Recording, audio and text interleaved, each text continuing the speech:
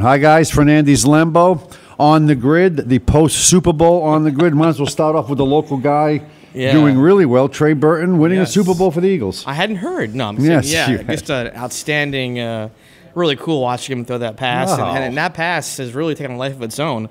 They now sell T-shirts with the diagramming that play on it. There's the audio of Nick Foles asking Doug Peterson about doing it. And it's funny, the NFL Network has a top 10 list of a million things. One of the things they have is a top 10 forgotten plays in NFL history. For example, like the Tyree helmet catch. Everyone assumes that won the game for the Giants, and it didn't. I think years from now, people are going to think that this play won the game for the Eagles. That's how big this play has become. And our own Trey Burton was a huge part of it. And I talked to him a couple of days ago. I had a story that ran in the paper. Basically, he lauded the courage of his head coach, Doug Peterson, who they went for it on 4th down all year. But to do it before halftime when a field goal puts you up by 6 points, conventional wisdom says you take the field goal. And to have Burton do that, and I said to him, I says, that must have been the easiest pass you've ever thrown. I says, I could have completed that pass. And he was like, I was going to throw it. I mean, the guy was wide open. Total trick play. Really caught him with the pants down. And it's funny, Trey Burton, a lot of opposing coaches in this area saw him do that against them for the last 3 years. So they all know how Bill Belichick feels now. Yeah, Bill Belichick, and how all Patriot fans feel. Anyway, congratulations, Trey. He's going to be a free agent next month. Let's see what teams have interest in this guy. Yeah, because they all know about him. Had a great year blocking and receiving as a tight end. Of course, made that great play. So, and I thought about it. It's cool. There's a picture on him on Twitter holding the Lombardi Trophy. I'm like, no matter what happens, that's like nothing can take it away from you. You've won. You're a Super Bowl champion. Right, and that picture will probably be on Eagles fans' walls for. I'm sure there's a big picture on his wall too. I know. So great for Trey Burton. Awesome. A little more locally, and yesterday, National Signing Day. Yes. 19 area schools, 80-plus athletes. You've experienced this before. Kind of a big day for these guys, isn't it? Yeah, and as we said, being in the media and obviously with all these websites, a lot of focus on the D1 guys, so the stud Division I guys, who's going to the SEC and all that stuff. And actually our more bigger guys signed in December, the early signing period. But the cool thing is for these kids, they're furthering their education, they're furthering their athletic careers. It's just great for all of them, not just football. We had volleyball players sign and track athletes sign, so the whole gamut, and always a great day. And coaches always call it their favorite day of the year, seeing these kids, sign letters of intent to go to college. And some kids are getting their whole thing paid for, others are getting part of it paid for. But it's just pretty cool that they're going to go and 3 or 4 more years of playing the sport they love. Sometimes Division I, II, and III. A lot of times the lower classifications, it's not that big school where you get swallowed up. The level of competition is more comparable to high school. A lot of times those lower division guys have more success than the D1 guys. Maybe you might be on the field earlier as opposed to sitting behind a kid. But hey, I mean, we've seen, obviously Brian Poole went to Florida, but he was undrafted and he wound up in the Super Bowl. So, you don't have to go to, Ali Marpet for the Buccaneers, Division III. Right. So, you don't have to go to Alabama or, Clemson or Florida State just to get noticed. So, just a great day for those kids. I'm sure their parents. And, it's always fun signing day. What a lot of just one last point. What a lot of people don't know is that people think these athletes get scholarships and it's good for 4 years.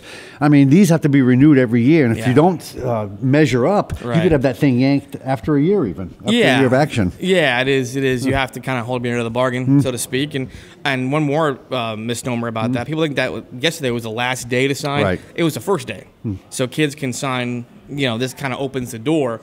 So even if a kid didn't sign yesterday, he or she can in the next few weeks and months and stuff. So if you look in the paper and online, they'll come out as the days go on about kids finally deciding where they're going. Yeah, and we've seen before kids were going to sign at a certain school, and that morning for whatever reason they get some cold feet. They don't do it. A few days later, they sign somewhere else. It's a big commitment. It's the next 4 or 5 years of your life. So I know neither one of us had. Well, I don't know. When I was playing in band, my 4-year band, I had many musical schools. Yeah. Juilliard, Berkeley looking after me. Sure they did. And I settled at Missouri. Yeah. Known for their horn section. Right. I didn't blow very much there. Let's talk about what we've been covering the last few days. Yes. Soccer.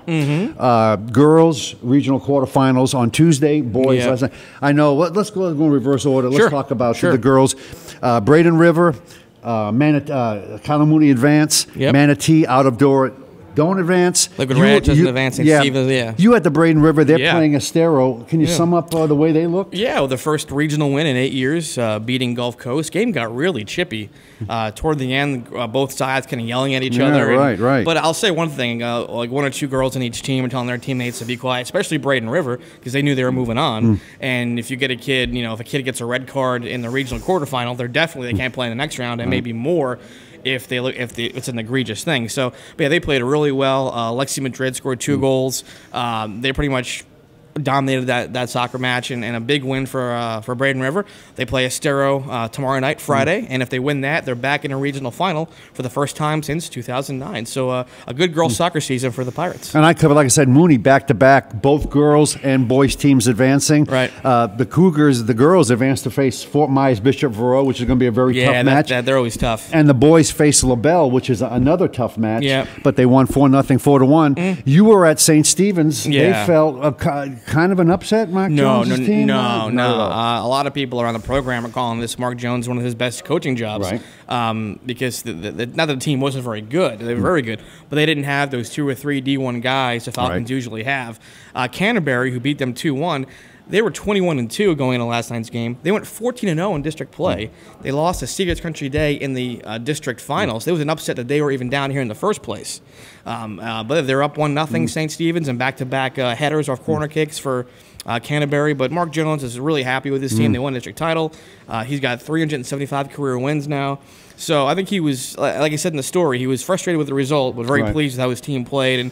And there were some emotional kids there, like Trevor Mulqueen, some seniors who've been there for 5-6 years playing varsity for St. Stephen's. So it was a tough night for those guys, but good year, good night, good game, I should say, good match for the Falcons. You talk about a little chippy. Apparently Palmetto is moving on, but according to the Jim Brockman story, they won 5-0 They're facing Naples Gulf Coach, but apparently it was a little chippy at that match. Palmetto also. Rage finished with 7 players. Right.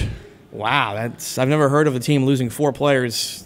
I mean, discipline. From what I've seen the last couple of soccer matches, once a team gets down, that's when the potential for really chippy play happens. Yeah. Guys running into each other, maybe throwing elbows and the like. And again, we weren't there, but again, I mean, to lose 4 kids thrown off the pitch, I mean, I've never heard of that. That's like basketball finishing with like 1 player. Right, exactly. Like my team's on the floor, Gene Hackman and the Hoosiers. But yeah, I mean, it must have been a really weird, and Jimmy wrote this story, it got weird, which sounds like it did. Right. I mean, to all those players get carted off. So, hopefully, I know one of the players for Palmetto got a red card. He can't play on Saturday, the regional semis. Hopefully, if they win that, he gets cleared to play down the road, Jorge Morales. So, we'll see. Like I said, soccer is one of those, like you said, I've seen it too, where if it's a 2 or 3 goal match with a few minutes left, the team that's down, all of a sudden, it's like, what are you guys doing? Right, discipline goes out the door. Yeah, it's unfortunate. And the other match, Lakewood Ranch lost to Wesley Chapel, Wiregrass 2-1. Matt was at that game. So going forward, I mean... I like Palmetto boys. Right. They're really good. They have a lot going for them. They're playing at Buffalo Creek Park. Right. A lot of schools in the area getting their tracks redone. Venice, Lakewood Ranch, Manatee, and Palmetto. And the field's been good to them. They've won handily the last 2 times I've seen them play there. So they play on Saturday night. So does Colonel Mooney boys. Right. They won as well. So. All right. So we got action Friday, the girls, and Saturday boys. Yep. There's girls district hoop going on. Huge upset, right? Sarasota defeats Lakewood Ranch. They'll face Braden River on Friday night in the title game. I don't know if it was a huge upset. 50-49. Yeah, I mean, according to the record, if you go by strictly records. But it was a 2-3 game. They were kind of neck and neck all year. Right. It's funny though. Braden River is the team to beat now in that district. It's crazy how things have gone. So yeah. We'll see how that goes on Friday, right? I believe the final is Friday. Yeah. Exactly, the title game. We should mention that you wrote the story about him. John Harder got his 800th win over Tarpon Springs. Not his 800th win over Tarpon Springs, but his 800th win, over Tarpon. He owns Tarpon Springs. They've gone through the coaches up there. You did the story a couple weeks ago on John Harder sort of forecasting this game. Just a great coach and a great guy. This meant a lot to him because, he's been there since 84, 85, and he's seen, as we've all seen, coaches in this area, just revolving door. Someone's there 2 or 3 years and they're gone, and he takes pride in the fact that he's been at one school for so long. There haven't been too many low points, but there've been some ebb and flow to his career. I mean, he does have 3 state championships, but I think he's really proud of the fact that he's been there for so long. you hate to use the word throwback, but he is a guy who's been at the same school for 30-some years.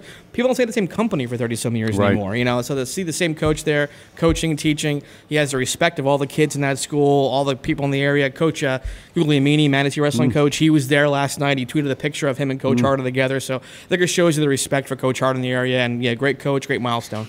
I can't believe there's anybody with more victories, but I'm going to try to find out if anybody's actually won more than 800 wins in the state. That's a lot. I would tend to doubt it. That's a lot of wins. We have to throw out football. There's coaching changes. There always seem to be coaching changes in this area. We got Drew Lascari, who's leaving Cardamone to become quality assistant at Rutgers. Yeah. And you just did a story on the new Sarasota head coach. Why don't you talk about that a little bit? Spencer Hodges. I mean, I turned 40 on January 8th, and if I wasn't feeling old, I'm even older now. He was a junior in high school when I got here at Manatee, and now he's coaching at Sarasota High.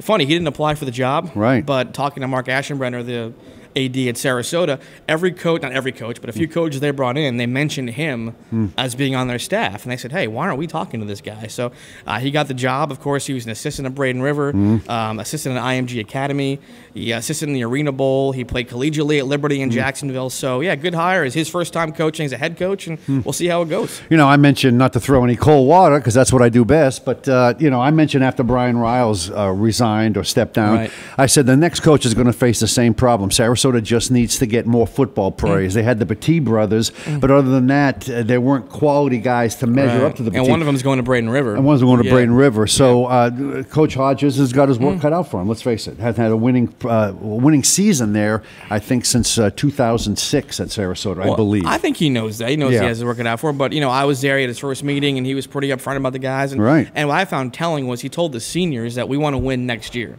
He said the guys are going to be seniors. Who are juniors now will be seniors. He didn't, he told them we want to win next year for you guys. We're not going to rebuild and only win 2 or 3 games. So he wants to win pretty quickly, and I think if you're Sarasota, you want to hear something like that. Exactly. So. It's been a long time. One last thing. Anything looking forward? What should we be talking about next week? We got maybe we'll have regional finals for soccer. Right. We'll have girls quarterfinals regional for basketball, boys districts, and then the wrestling districts start not this weekend, but next weekend, next Saturday. So this is when all the stuff starts to sort of bottleneck, run into each other. Yep. But we'll be here to break down all of it, right? We will. So for next week, Lembo, Fernandez on the grid.